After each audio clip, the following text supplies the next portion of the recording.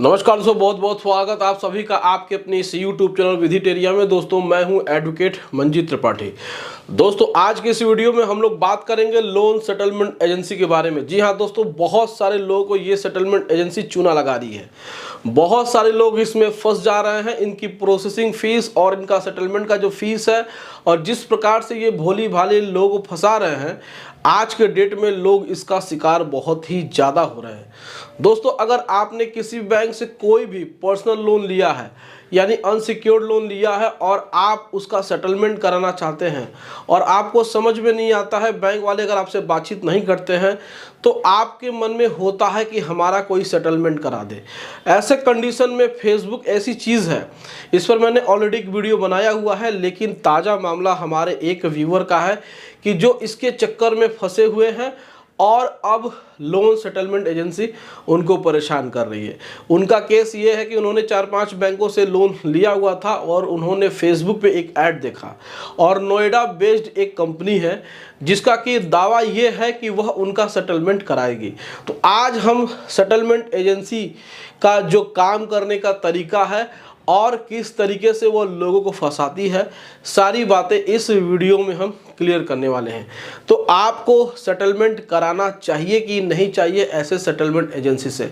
सबसे पहले तो हम आपको बता दें कि इस प्रकार का ये जो स्कैम चलता है सेटलमेंट का, ये बहुत ही तेज़ी से आज वायरल हो रहा है, बहुत ही तेज़ी से बढ़ रहा है।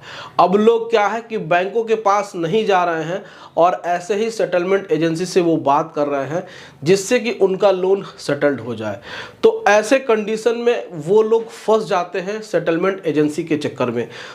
किन किन बातों का ध्यान रखना पड़ेगा आपको इन सेटलमेंट एजेंसी से जब आप कांटेक्ट करते हैं तो, और क्या क्या चीज़ें हो सकती हैं ये भी हम आपको बताने वाले हैं।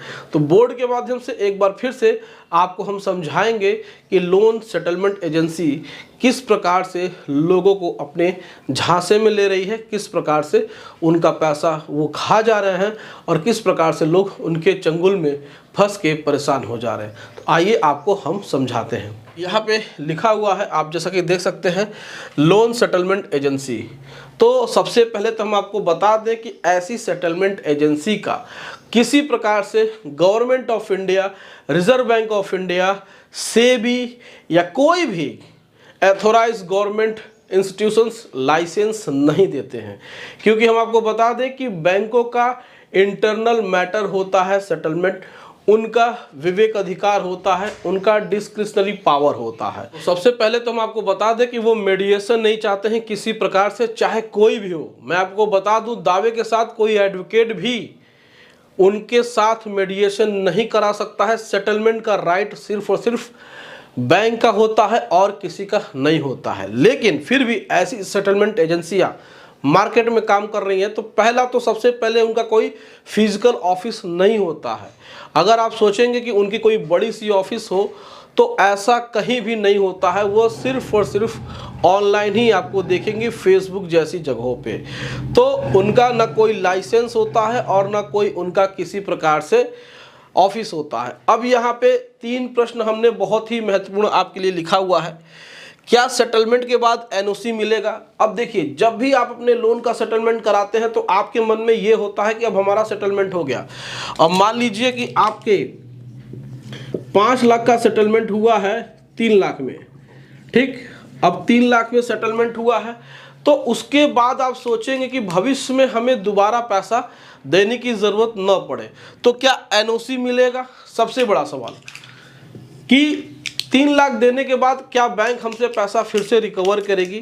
क्योंकि बहुत बार देखा गया है कि अगर एनओसी नहीं मिलता है तो फिर कहीं न कहीं रिकवरी का एक डर बना होता है। तो हम आपको क्लियर कर देना चाहते हैं कि ऐसी सेटलमेंट एजेंसियां आपको एनओसी नहीं दिला पाएंगी, क्योंकि ये फेक तरीके से आपका सेटलमेंट बनवाती हैं, सेटलमेंट कराती हैं। अब देखिए, बैंक की रिकवरी में हो सकता है कि समय लग जाए। अब मान लीजिए कि आपका सेटलमेंट इन्होंने कराया, अब वो कहते हैं कि हम आपका 50% पे करा देंगे, 50% पे सेटलमेंट कराएंगे। अगर 5 लाख का लोन है तो आपको केवल 2.5 लाख रुपए देने होंगे, ठीक है। अब इस 2.5 लाख रुपए में से वो कहेंगे कि हम बैंक को 1 लाख देंगे, 1.5 लाख खुद रख लेंगे या 1.5 लाख बैंक को देंगे, हम 1 लाख रख लेंगे, जिस प्रकार से वो आपके साथ एग्रीमेंट करते हैं। तो इसके बाद अगर आपने 2.5 लाख दे करके सेटलमेंट करा दिया तो आपको एनओसी नहीं मिलेगा, क्योंकि बैंक क्यों किसी मीडिएशन में जाए, किसी थर्ड पार्टी में जाए। बैंक कभी ये नहीं कहता है कि हम सेटलमेंट किसी थर्ड पर्सन के साथ करेंगे। बैंक सीधे आपसे कहेगा कि आपके पास पैसा है सेटलमेंट एजेंसी को देने के लिए, हमारा पैसा नहीं है आपके पास देने के लिए, तो यहाँ पर सेटलमेंट नहीं होता है और इस तरीके से एनओसी भी आपको नहीं मिलता है। अब इसमें जो दूसरा प्रश्न है, क्या सेटलमेंट सही होगा? देखिए, सेटलमेंट सही होने का मतलब यही है कि आपको एनओसी मिले। अब आपने ऑनलाइन उनसे बातचीत किया, वो वीडियो कॉन्फ्रेंसिंग से आपसे बात कर रहे हैं, उनके एडवोकेट आपसे बात कर रहे हैं, लेकिन आपको सिंपली समझना है कि अगर आपका कोई मीडिएशन यानी कि आपकी मध्यस्थता कोई करा रहा है, यानी कि आपकी तरफ से बैंक के साथ कोई बातचीत कर रहा है, तो बैंक उससे क्यों बात करेगा? बैंक छोटा मोटा तो है नहीं, बैंक 10 कस्टमरों का तो है नहीं, बैंक के पास लाखों कस्टमर्स हैं, और ऐसे व्यक्ति का बैंक क्यों बात मानेगा? सबसे पहली बात तो जिस सेटलमेंट में एनओसी न मिले, सेटलमेंट लेटर न मिले, जिस पे कि बैंक का अपना उनका एक लेटर हेड होता है, जिस पर कि बैंक के एथोराइज ऑफिसर का साइन होता है, सेटलमेंट लेटर इशू होता है, तो जब इस तरीके की चीज़ नहीं होगी तो सेटलमेंट सही नहीं होगा। तो ऐसे में आपके साथ धोखाधड़ी हो सकता है। तीसरा जो सबसे इम्पोर्टेंट प्रश्न है वो ये है कि क्या फ्रॉड होने पर एजेंसी के खिलाफ केस कर सकते हैं? अब हम आपको बता दें कि एजेंसी ने आपको क्या दिया, आपसे आपका ईमेल आईडी लिया, आपका फ़ोन नंबर लिया, आपका व्हाट्सएप जो भी नंबर है वो लिया। अब उन्होंने आपके ईमेल आईडी पे डॉक्यूमेंट वगैरह भेज दिया अपने एक ईमेल आईडी से, लेकिन उन्होंने अपनी फिजिकल ऑफिस नहीं दिखाई, उन्होंने अपना सही डॉक्यूमेंट आपको नहीं दिखाया, उन्होंने अपना रजिस्ट्रेशन चीज़ नहीं दिखाई। तो जब आपके पास कोई भी एक कॉन्क्रीट डॉक्यूमेंट ना हो, यानी कि एक जेन्युइन डॉक्यूमेंट नहीं है जिस पर कि कंपनी का रजिस्ट्रेशन नंबर लिखा हुआ है, एजेंसी का लाइसेंस नंबर लिखा हुआ है, तो जब तक ऐसे पेपर आपके पास नहीं होंगे तो फ्रॉड की कंडीशन में, फ्रॉड की स्थिति में आप ऐसे लोन सेटलमेंट एजेंसी के ऊपर केस फाइल नहीं कर पाएंगे। इसका एक सीधा साधा एग्जाम्पल हम आपको बताते हैं कि अगर ऑनलाइन आपके साथ फ्रॉड होता है तो आप साइबर सेल में कंप्लेन करते हैं, लेकिन आपको पता है कि हमारे इंडिया में साइबर सेल कितना एक्टिव है और कितने मामलों में जस्टिस मिलता है। तो ऑनलाइन आदमी कहीं से भी काम कर सकता है, भले ही वो आपको दिखाए कि हमारा नोएडा बेस्ड कंपनी है, लेकिन आपको पता नहीं चलेगा कि वो कहाँ से बैठ करके किस तरीके से आपके साथ फ्रॉड कर देंगे और आप घूमते रह जाएंगे। जब आप इस तरीके के फ्रॉड में फंसेंगे और आप कंप्लेन करने जाएंगे ऑनलाइन चाहे ऑफलाइन, तो वहाँ पे डायरेक्टली आपसे क्रॉस क्वेश्चन पूछा जाएगा कि आपने बैंक से लोन लिया है तो बैंक में पैसा जमा करना चाहिए था या फिर बैंक के साथ सेटलमेंट करना चाहिए था, ऐसे लोगों के साथ क्यों किया? तो इस तरीके के क्वेश्चन भी आपको अराइज हो सकते हैं। तो हमेशा याद रखिए कि आपको क्या करना है, सेटलमेंट ही कराना है, सिविल ही डाउन होना है, तो क्यों ना हम बैंक के साथ जाएं, बैंक से बातचीत करें, क्योंकि बैंक से बातचीत करेंगे तो हमें जीरो फ्रॉड का रिस्क होगा।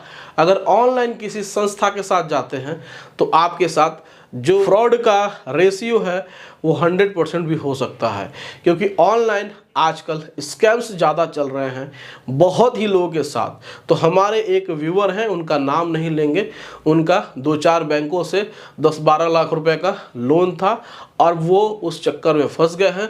अब उनसे अच्छे खासे 25 से 30 हज़ार रुपया इस ऑनलाइन लोन सेटलमेंट एजेंसी ने उनसे ऐंठ भी लिए और भी पैसे की डिमांड हो रही है, और वो धमकी दे रहे हैं कि आपने अगर पैसा और नहीं दिया तो आपका सेटलमेंट हम कैंसिल करा देंगे और फिर आपको जितना पैसा आपने दिया है वो पैसा तो जाएगा ही, बाद में जो बैंक करेगा उससे हमारा कोई भी लेना देना नहीं होगा।